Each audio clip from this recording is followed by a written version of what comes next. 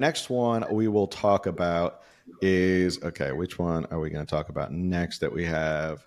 Okay, so the next one I think is actually more consequential, way more consequential than Prop 3. Actually, the next two are actually pretty consequential. You know, please pay attention to these next two and keep them in mind. Almost as consequential as like Prop 36.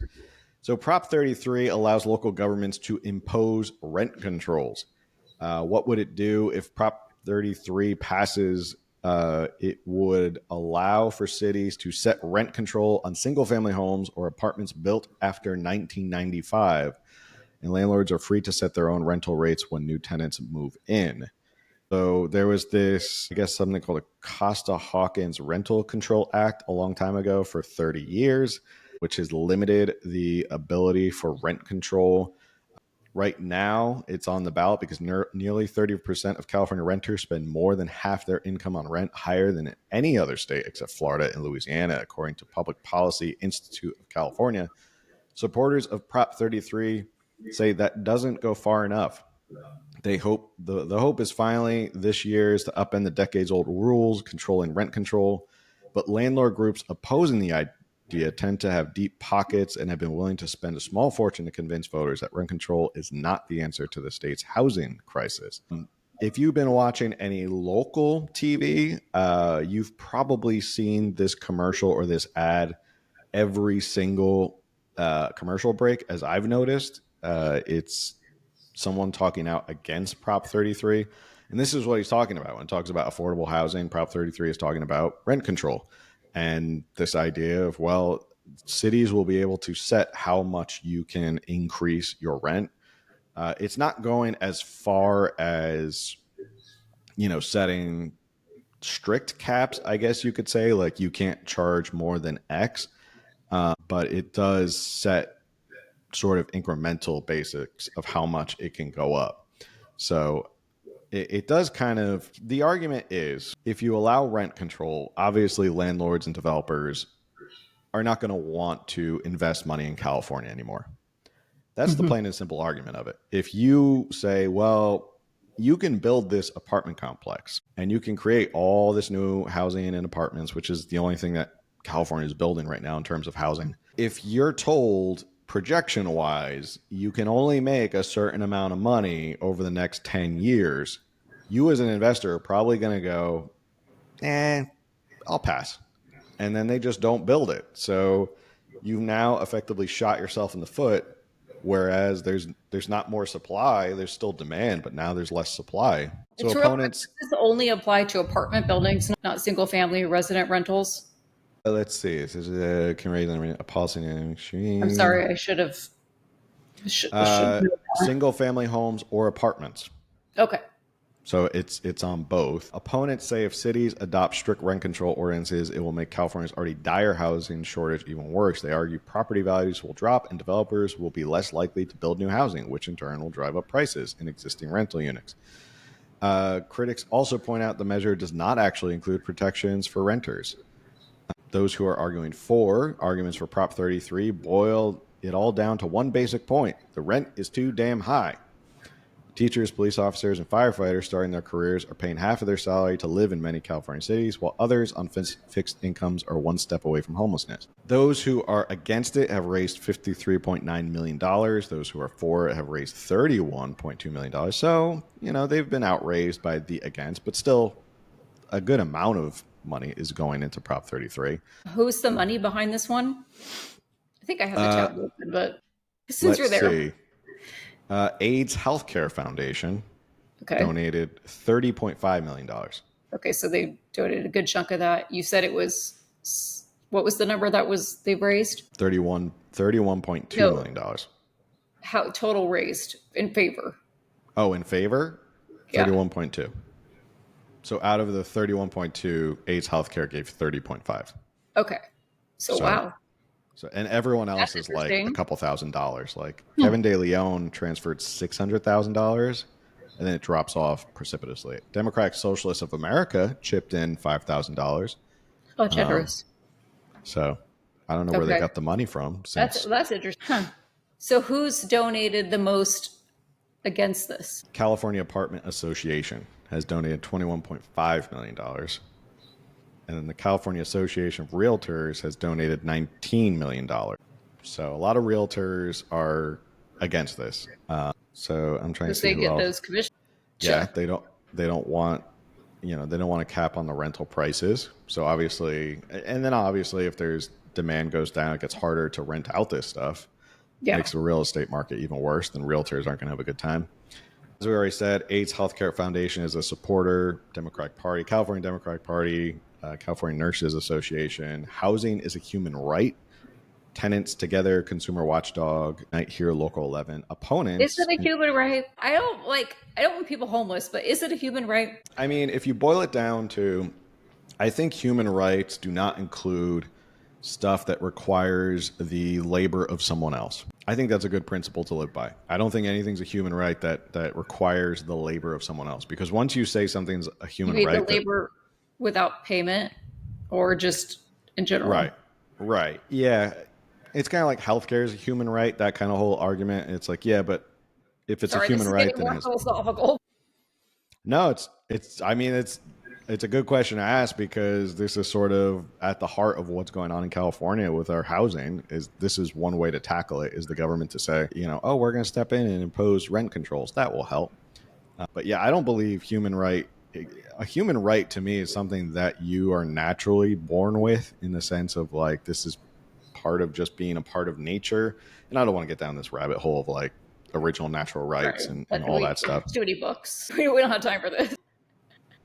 Natural right is like to live, unburdened by the government, and to raise a family, life liberty, pursuit of happiness. All that stuff is like, the right to protect yourself. Like, those are all things. The right to protect your property. Those are things I think are human rights that have been around since like we've been on this planet.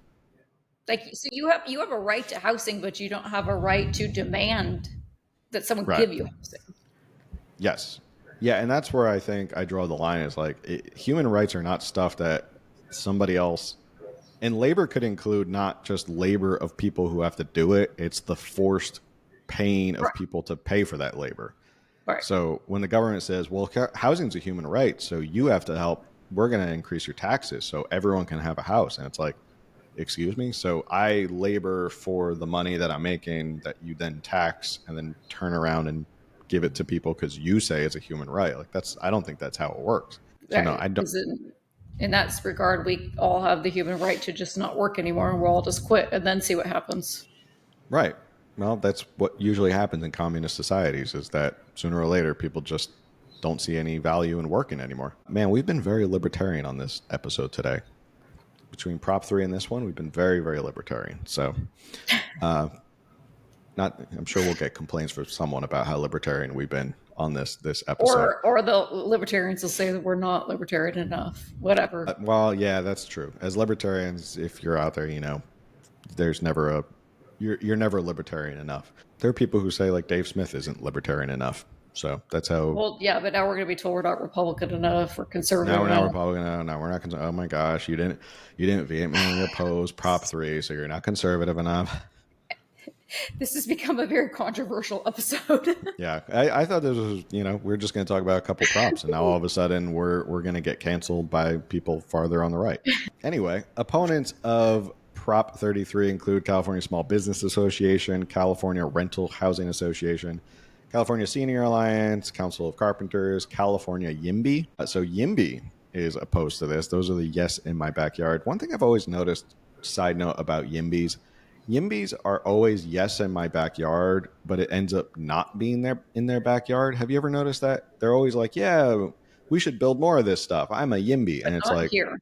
but not this neighborhood. Like, I think we should buy, or we should build more high density apartment complexes, but just not like on my street, like just everywhere else. Senator Tony Atkins, a senator down here in San Diego who's running for governor, she's actually opposed to it. This I thought was pretty surprising. I would never think I'd see these two on the same side. Assembly member Buffy Wicks from the Bay Area, Oakland specifically, who very, very far left, and Howard Jarvis Taxpayers Association are both That is very opponents. interesting. This is So, this is such politics does get interesting, but this one has been very interesting because going back to Prop 36, we saw that, it was very like, oh, that's right wing extreme. And all of a sudden, all these Democrats are now promoting 36 because it does affect them. Yeah. And they're coming to this realization something needs to be done. And so this is very interesting to see now, like 36 has become pretty much nonpartisan. And now this is three we're talking about. 33. Yep. 33. Okay. And now 33 seems to have people from opposite sides or groups from opposite sides coming together. Mm-hmm. This is very interesting. Yeah, I think maybe it's a sign from some Democrats that maybe they've gone off the rails a little bit too much, and they have to kind of moderate back towards the middle a little bit. Party has How? got a little bit out of control. We're Yeah, like I time think you know what to they say: cut off absolute bartender. power, absolute power corrupts absolutely. So maybe they figure, we've been riding this gravy train too long, and we're getting a little out over our skis. I know, old saying. But maybe, I mean, to see Assembly member Buffy Wicks, who again is a far left Oakland Yeah, she's Assembly pretty member, extreme. and she's proposed like single payer healthcare. She's proposed some like really far left ideas. For her to be Mhm. on the same side as the Howard Jarvis Taxpayers Association in opposing rent controls, that's just telling of how it is. I think this is the third time they've tried to impose rent controls in California. I haven't seen the polling on it, but I imagine, I don't know, if my guess today, if I were a betting man, I would say it probably doesn't pass. I think the idea of rent control probably scares a lot of people because they see rent control and they might think of a government that's gone a little too far and a little too crazy. So, what do you thought? Do you think it passes, or do you think I don't know. Well, because sometimes we sit here and like common sense says this Mhm. should or shouldn't pass, and then we see what happens at the polls, and we're like, common sense did not win. Yeah, yeah.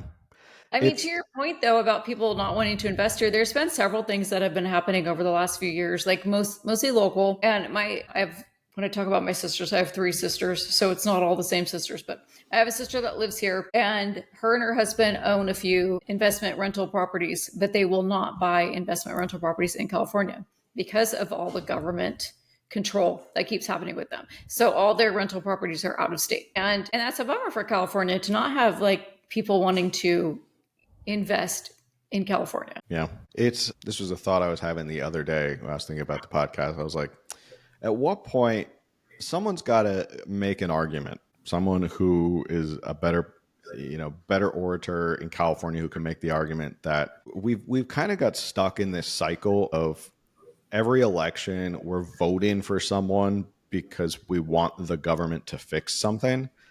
And that's true on like the right and the left. Like Mm-hmm. both sides kind of elect someone because they're like, oh, if this person gets into power, then they'll use the government to fix this problem. I think the conversation has to be like, how do we just stop the government from doing things altogether? Because it's Yes. like we've trusted the government so much. At this point, it's like, I don't have any teenage children, but I can imagine if like you have a teenage kid and you give them an I have allowance, and four well, teenagers.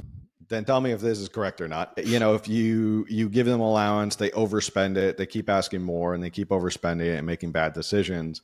As a parent, sooner or later, you're going to go, wait, no, no, no, no, I'm not giving you any more money. Like, giving you more money is not going to help the problem. You've got to figure out how to like get your life under control.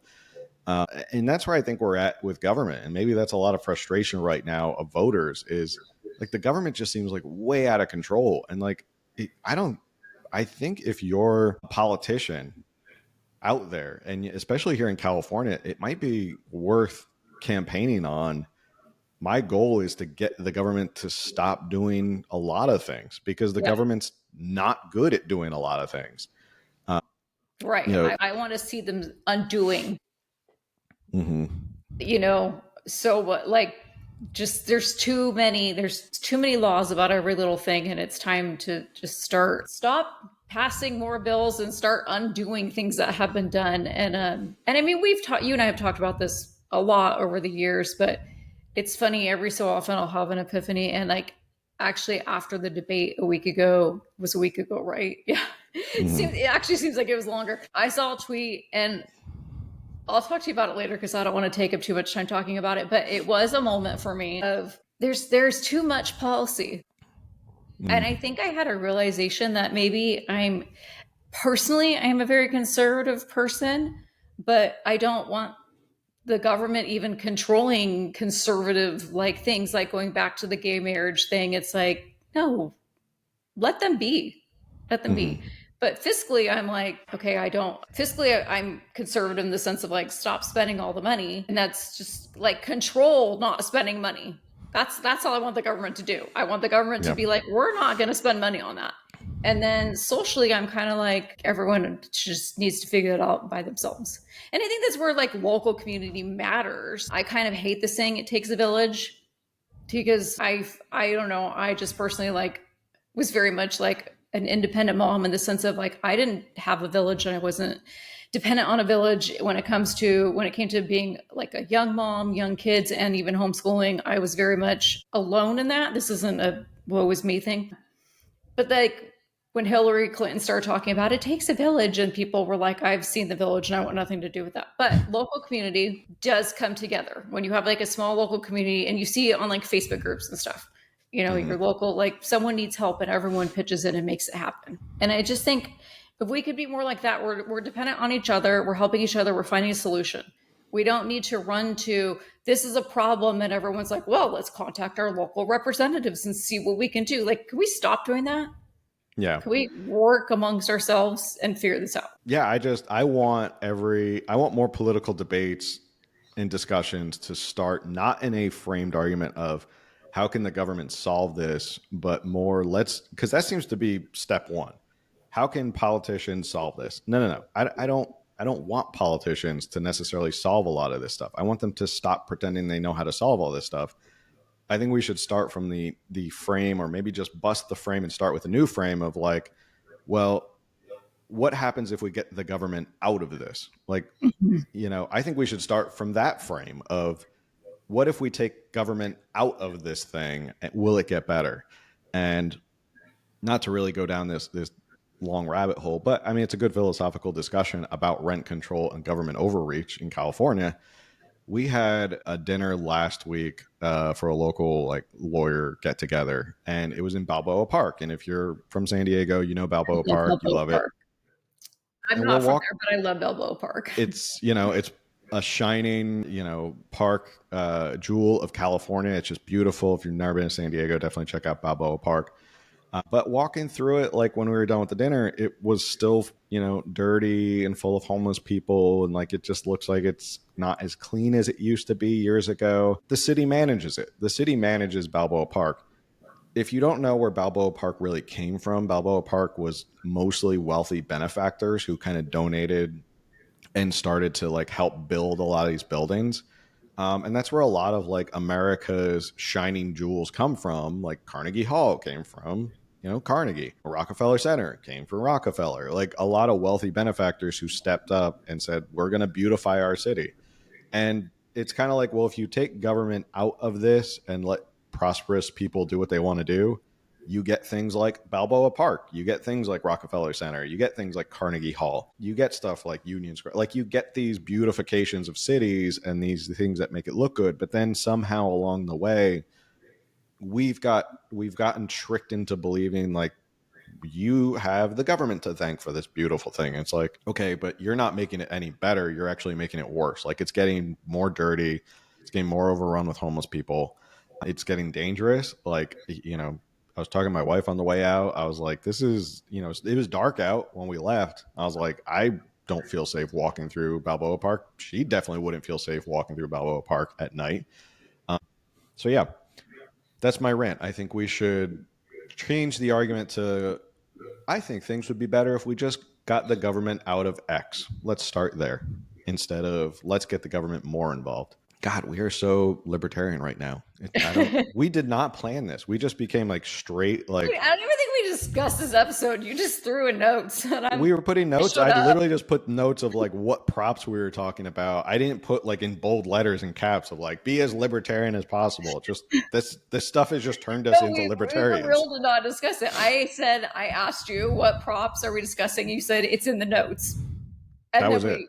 and that Yeah, I mean, like I said, I was busy last week, so I was like, I threw the notes in, and I was like, yeah, they're in the notes. And Camille's like, okay. but that was it. There were no other. We did not plan our combined Shoot, I libertarian didn't even takes. like. I was like dead tired yesterday, not feeling well, and I went to bed 7 o'clock. So I was like supposed to research Mm-hmm. for this episode. I literally went to bed at like 7 o'clock last night, and so I only spent limited time like making sure I like read and knew what we're discussing, and like, do I have opinions? And I was kind of like, well, Phil will break this down, and I'll have opinions from there. And here we are. Here we are. We've now gone down a minarchist libertarian rabbit hole. That's our plan for saving California. Turn it into a libertarian minarchist state. I love it. Hey, thanks for checking out the California Underground podcast. If you enjoyed that clip, make sure you subscribe, like, share, review, comment, all that stuff that helps with the algorithm, helps people find us more. And if you want to learn more, you can always listen to our full podcast at Apple, Spotify, Google, all those different places that you basically find podcasts.